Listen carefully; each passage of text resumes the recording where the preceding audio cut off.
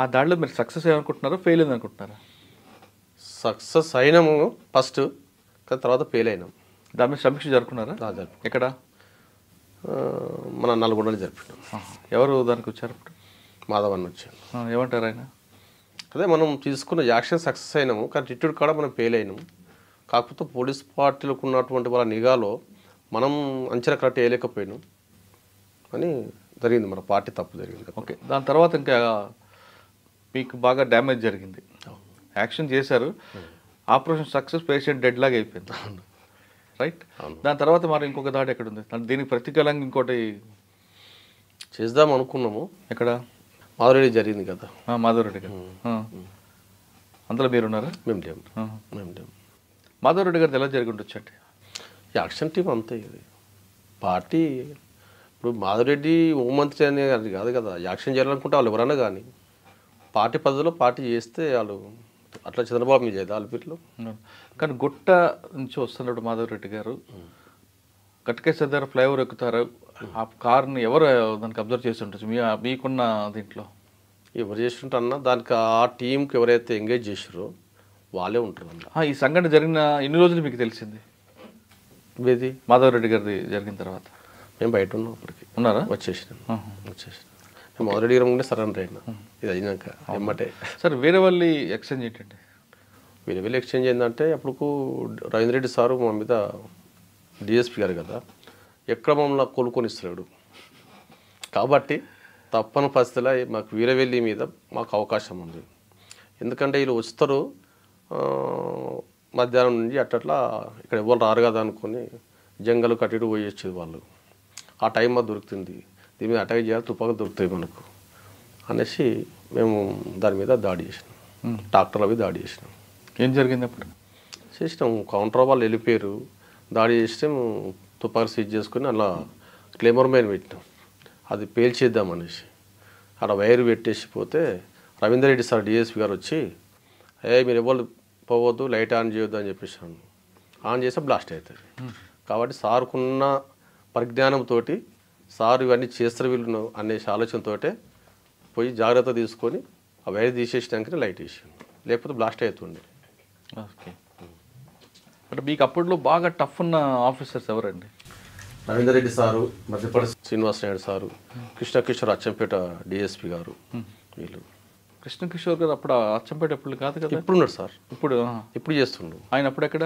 గుట్టలో చేసిండు, నాంపిల్ల చేసిండు, చాలా చేసిండు ఆయన కూడా. ఆయన ఏ విధంగా మీకు ఎదురుపడేవారు సార్? బయటకు వచ్చినాక పరిచయం సార్ వీళ్ళందరూ. అక్కడ లోపల సార్ వీళ్ళందరూ మాకు మా మీద బాగా దాడులు చేయడం లేదు సార్.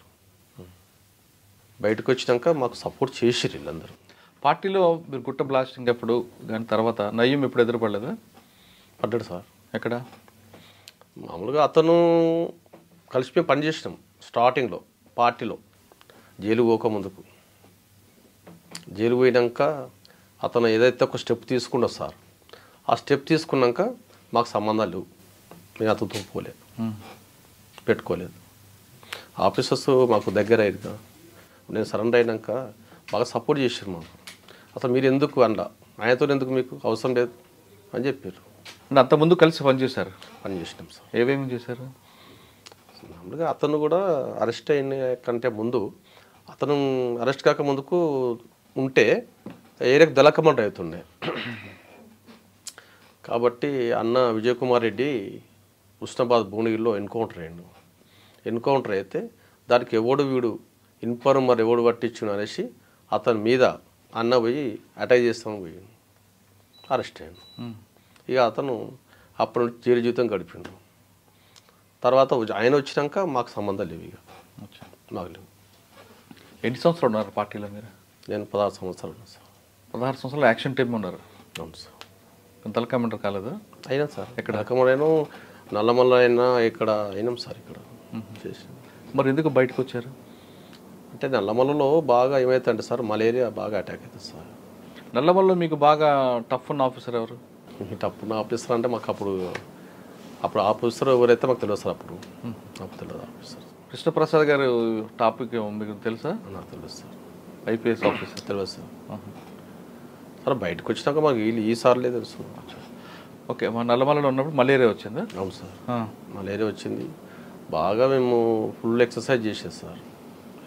ఎంత 3 గంటలు ఎక్కినా గుట్ట 4 గంటలు ఎక్కినా ఎక్సర్సైజ్ విషయంలో కాంప్రమైజ్ కాకపోయేది మేము. ఎందుకంటే ప్రతి యాక్షన్లో మేము టీం ఉండేది కదా సార్.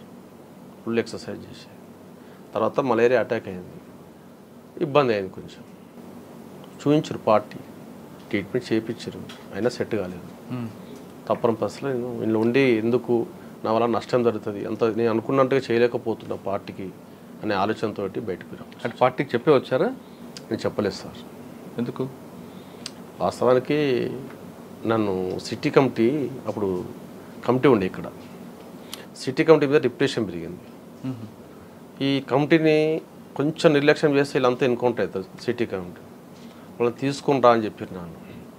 నేను తీసుకొని పోతే ఫస్ట్ ఏపీకి పోతే నన్ను చూసి భయపడ్డారు. ఎవరు? మా సిటీ కమిటీ వాళ్ళు. పోలీసు అనుకున్నాను నేను. మళ్ళీ పోయి నాకు ఎవరైతే పంపిరో బాధ్యుని అతన్ని అడిగినాను, అన్న ఇట్లా నన్ను చూసి దూరం అవుతారు అన్న అంటే, మళ్ళీ ఇంకొక ఏపీటీ ఉంటుంది. ఆ ఏపీ కడిగి వాళ్ళ కోడ్ అలాగుంటే నాకు కూడా అలాగ ఉంటుంది. కోడ్ గుర్తుపట్టుకుని దగ్గర పోయింది. అన్న ఇట్లా సంగతి అని నేనే టచ్ చేసాను. నేను ఏ బస్సు ఎక్కితే మీరు ఆ బస్సు ఎక్కండి నేను తీసుకొని పోయినాను. దేవరకొండ పోయినాము. దేవరకొండ నుండి మళ్ళీ అక్కడ శ్రీశైలం వటవర్లపల్లి ఇక్కడ దిగాలి. అక్కడ దిగి ఫారెస్ట్కి వెళ్ళిపోయాం. అది పరిస్థితి. దానికి మీరు బయటికి రావడానికి తేడా ఏంటి? పార్టీకి చెప్పకుండా ఎందుకు వచ్చారు? తర్వాత వచ్చిన క్రమంలో వీళ్ళని పంపించినాయి కదా, నాకు మళ్ళీ ఇక్కడి నుంచి బయట పంపిస్తాను. పార్టీ పంపిస్తున్న క్రమంలో నాకు అప్పటికీ ఆరోగ్యం దెబ్బతిన్నది. నాకు ఇంకా పార్టీలో ఉండాలని ఆలోచన లేదు. నన్ను ఫోన్ చేస్తలేరు వీళ్ళు. చెప్పినా వద్దన్నా అంటారు, నువ్వు బాగా హార్డ్ వర్క్ చేస్తావు, పార్టీకి నమ్మకస్తునివి, నువ్వు వెళ్ళొద్దు అని చెప్పిండు మాధవ్ అన్న. తప్పని పరిస్థితి నేను వచ్చినాను. పార్టీ ఒక పని మీద పంపిస్తే పార్టీ పని పోకుండా నేను ఇంటికి వచ్చినాను. అప్పటికి నేను సరెండర్ అయినా. రామనారాయణ ఎస్పీ గారు ఉండే, జిల్లా ఎస్పీ నల్గొండ. రామనారాయణ గారు ఏం చేసిండంటే నన్ను ఎక్స్పోజ్ చేస్తలేడు.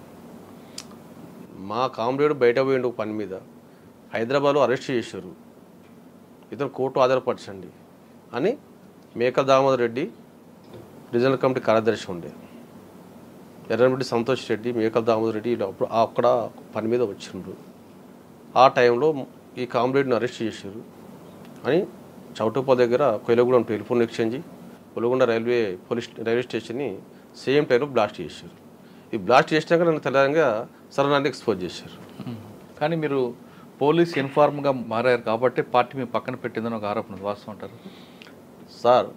నేను ఇన్ఫార్మర్ ఇవ్వబట్టి పార్టీ కూడా కొంత నష్టం జరిగింది సార్. ఇన్ఫార్మర్గా ఎందుకు అవుతాం సార్? ఇన్ఫార్మర్గా కావాలనుకుంటే ఎక్కడో ఇక్కడ హైదరాబాద్లో వచ్చి కోట్లు భూములు చేసుకొని విలాసం గడుపుతాం సార్. నేను అట్లా చేయలే కదా. సరెండర్ అయ్యి వచ్చినాక నాకు చిన్నప్పటి సంది పారా పట్టడానికి రాదు, గుడ్డల పట్టడానికి రాదు, ఏది రాదు. నేను వచ్చి ట్రాక్టర్ పని చేసిన, కాలువదబో పోయినా, ఒరిసేరు కొయ్య పోయినా. మీరు చెప్తుంది బయటకు వచ్చిన తర్వాత. అవును. కానీ పార్టీ మీకు పక్కన పెట్టడానికి ప్రధాన కారణం పోలీస్ ఇన్ఫార్మ్గా అయ్యారు. అయిన తర్వాత పార్టీకి నష్టం జరిగింది. 2-3 అరెస్టులు, 2 ఎన్కౌంటర్కి మీరు ఇచ్చే ఇన్ఫర్మేషన్ అనేది అప్పుడు ఒక ఆరోపణ ఉంది. పార్టీ మీద అసలు లేదు సార్. పార్టీ నన్ను అసలు అనుకోలేదు, అట్లా అనుకోలేదు. ఎందుకంటే పార్టీ తెలుసు. ఎందుకు ఇంత బలమైన ఆరోపణ మీ మీద వచ్చింది? తర్వాత వచ్చింది. నేను సెంట్రల్ కమిటీ ఉన్నా కూడా నేను ఆ ఫారెస్ట్ నుంచి 4 days 5 days బయటికి పోయి వచ్చేంత వరకు కూడా వాళ్ళు షెల్టర్ మారపోయేది. నా మీద అంత నమ్మకం పార్టీకి. మామూలుగా మైదాన ప్రాంతంలో ఒక బాయికాడ దళం ఉంటే అందులోకి ఒక మనిషిని బయట పంపిస్తే షెల్టర్ చేంజ్ చేస్తారు. కానీ నేను అక్కడ ఉన్నా కూడా నేను బయటకు పోయి వచ్చేంతవరకు కూడా వాళ్ళు షెల్టర్ చేంజ్ చెప్పేది. అంత నమ్మకం నా మీద. పని కాడ నా ఏ టాస్క్ చెప్పిన టాస్క్ ఎక్కడ ఫెయిల్ కాకుండా జాగ్రత్త తీసుకొని చేసినాను. ఎక్కడ నా వల్ల పార్టీకి నష్టం జరగలేదు. మరి ఎందుకు అంత బలమైన ఆరోపణ మీ మీదకి వచ్చింది? బయటకు వచ్చినాక ఏమైందంటే ఈ ఆఫీసర్స్ ఉంది కదా, రవీంద్ర రెడ్డి సారు, మధ్యపల్లి శ్రీనివాసరావు, కృష్ణ సారు, వీళ్ళందరూ నాకు దగ్గర అయ్యారు. ఎందుకు దగ్గర అయ్యారు? పెళ్లి చేసుకున్నా, వచ్చినాక పెళ్లి చేసుకున్నా, పిల్లలు కాలే, నన్ను బాగా ఇబ్బంది పెడుతున్నారు. ఒక రోజు ఇంట్లో ఉండమన్నా తీసుకుపోయి బాగా టార్చర్ పెడుతుంది పోలీసు. ఎవరు? డిపార్ట్మెంట్ వాళ్ళు బాగా ఇబ్బంది పెడుతున్నారు. వీళ్ళు ఏం చేసినాను, పిలిపించారు దళం. చాలాసార్లు ఇంటికి వచ్చారు, మీ ఇద్దరు కలిసి రండి, బారాబాత్ ఇద్దరు రండి పార్టీలకు. అన్న వద్దన్న, నేను రానన్నా. ఇంత చేసినావు, ఇప్పుడున్నంత ఫస్ట్ ఉన్నంత సెకండ్ నా మీద ఉండదన్న. ఏ ఒక్క చిన్న ఇన్సిడెంట్ జరిగినా ఎక్కడదంటే ఒక కోణం నా మీద కూడా ఆలోచిస్తుంటారు. అవును. కాబట్టి నేను రాను, ఇంకా నా బతుకు నేను బతాను, పార్టీకి నష్టం చెయ్య అని చెప్పిన. అట్టెట్టుంటుందన్న, నువ్వు రావాలని రా, ఏం కాదు అక్కని తీసుకొని రా అని మాధవన్న, శ్యామల వెంకటేశ్వర్లు, మల్లన్న ఇద్దరు వచ్చారు. నేను రానన్నా. సరే రాకుండామే కానీ మాకేమైనా సపోర్ట్ చేయి, కొంచెం నీ పరిధిలో ఏమైనా అవకాశం ఉంటాను చేస్తుంది అన్నాను. అన్నా కానీ ఎప్పుడు పోలేదు అతను. డిపార్ట్మెంట్ ఏమనుకుంటారు అంటే, నువ్వు ఖచ్చితంగా వీనికి ఇంకా సంబంధాలు ఉన్నాయి వానికి, ఇంకా వారు పోలేదు. ఎందుకంటే మాకు సరైన ఇన్ఫర్మేషన్ ఇవ్వలేవాడు.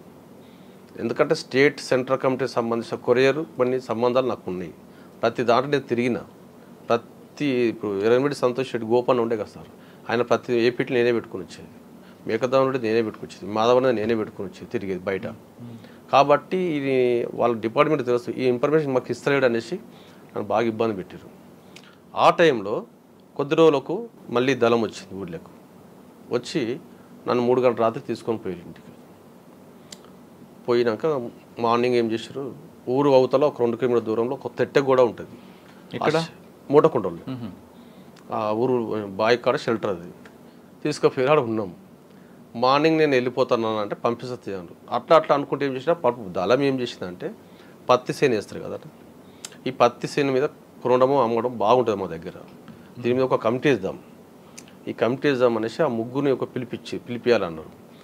ఒక అతను శేషయ్య పంతులు అని ఉంటుండే, సిపిఐ, రంగారెడ్డి ఉంటుండే, బాల యాదగిరి అంటుండే.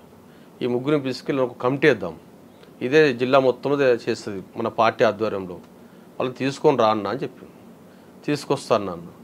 అప్పటికి మాకు మధ్యాహ్నం 2 అవుతుంది. నేను బయటికి వెళ్దామన్న టైంకు పోలీసు వాళ్ళు లైన్గా వస్తారు.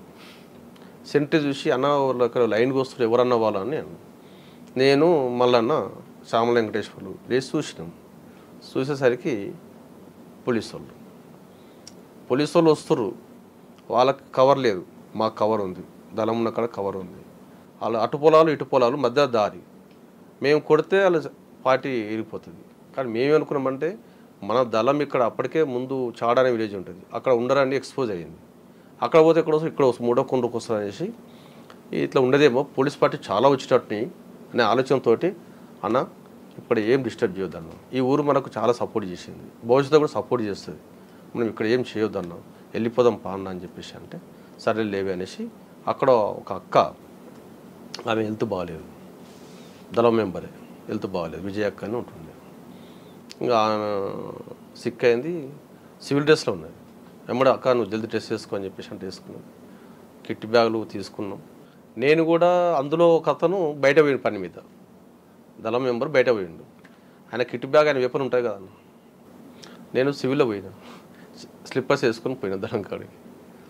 తప్పని పరిస్థితులు అప్పుడు మటుకనే బయటపడాలి, తర్వాత లెక్క ఎట్లా నెట్ అట్లా చూసుకుంటాం అనేసి వెళ్ళిపోయినాం.